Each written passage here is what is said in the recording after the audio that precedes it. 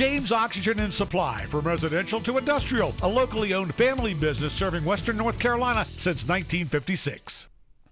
Good evening and welcome into the Friday, October 17th edition of the WHKY News. I'm Rob Eastwood. Topping our news today, we have an update on a crash last weekend in which a van landed on a car in Hickory. 49-year-old Charles Anthony Rippey of Shelby was arrested Thursday by Hickory police. He's charged with counts including felony serious injury by vehicle, driving while impaired, driving while license revoked, and exceeding the posted speed. The charges are in connection to a crash reported on earlier this week right here. According to the Hickory Police Department accident report, at approximately 12:30 p.m. Saturday, a 1976 Ford van was traveling north on North Center Street and ran the red light at the intersection with 2nd Avenue Northwest, then collided with a 2002 Honda passenger car. The collision resulted in the van landing on top of the car. The report says the driver of the van said he had been drinking all day prior to the accident and had no recollection of the incident. The driver of the car said she had no memory of the crash as well. Rippey was jailed in the Catawba County Detention Facility without bond. A district court date is set for Monday. A man has been sentenced to more than a decade in prison in a Caldwell County drug case. 35-year-old Keenan Ryan Mashaw was sentenced to 11 to 15 years following his conviction for trafficking methamphetamine by possession and transportation during a recent session of Caldwell County Superior Court. Mashaw, who has a Morganton address according to the North Carolina Judicial Branch, was given the sentence after entering a guilty plea. He was a passenger in a vehicle stopped for speeding by a Caldwell County deputy on November 24th of last year. Deputies conducted a search of the vehicle and its occupants. The defendant was found to be in possession of a trafficking amount of methamphetamine. The Burke County Sheriff's Office is seeking assistance in finding two runaway juveniles.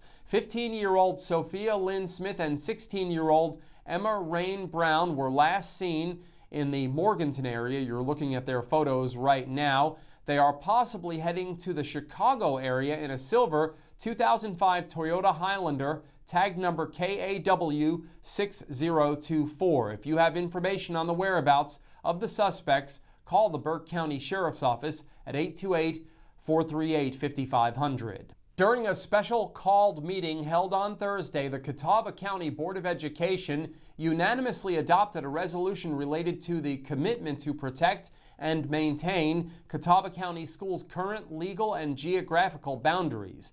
The measure, titled "A Resolution to Keep Students in Their Home School District by Protecting and Maintaining Catawba County Schools' Current Legal and Geographical Boundaries," reinforces the district's dedication to serving students and families who have chosen to live within Catawba County Schools' established attendance zones. More details at WHKY.com. With more news related to schools, this time in Burke County, here's Ariana Mack.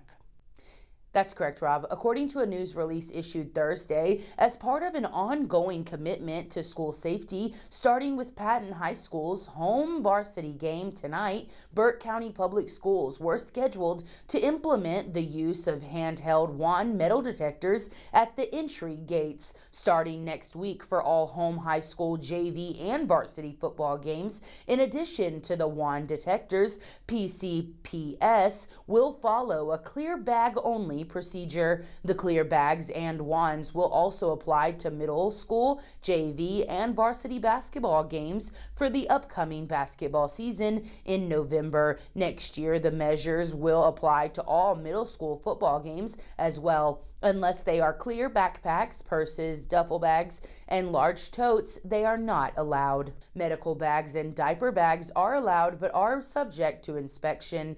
BCPS recently received a $150,000 grant from the NC Center for Safety Schools to be used on safety equipment. More details at WHKY.com. I'm Ariana Mack reporting for WHKY News. Thanks, Ariana. Up next, David Cedrone has news on some alleged dirty activity at a car wash.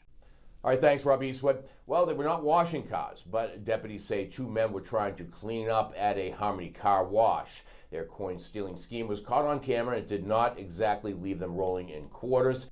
Investigators say 53-year-old Jason Padgett and 34-year-old Kyle Miles turned a Harmony Car Wash into their personal piggy bank, prying open coin machines and pocketing hundreds of dollars. Deputies say the break-ins date back to February with several late-night hits at the same business. But their latest job happened in broad daylight on October 8th. About 600 in coins were stolen. Cameras caught the men rolling up in a red Kia Soul, pretending to be customers while breaking into the machine. Miles was arrested the next day on October 9th. Padgett was picked up 2 days later. Both men lived at the same Union Grove address and now faced a list of charges, including larceny, breaking and entering, and damage to the coin machine. Padgett is being held on a $12,000 bond, Miles on $30,000. Deputies say months of tracking and surveillance, the coin caper was finally all washed up. Both men are due back in court next month, Padgett on November 4th, and Miles will appear on December 2nd. I'm David Cedrone for WHKY News. Thanks, David. In today's crime report, Ariana has an update on a Caldwell County drug trafficking case, and David returns with details on a pair of cases in which felony charges were filed. In local sports, Jason Savage has news on an honor won by an Appalachian State field hockey player. In Community Focus, Ariana will have a conversation with Larissa Vines of Hart Square Foundation.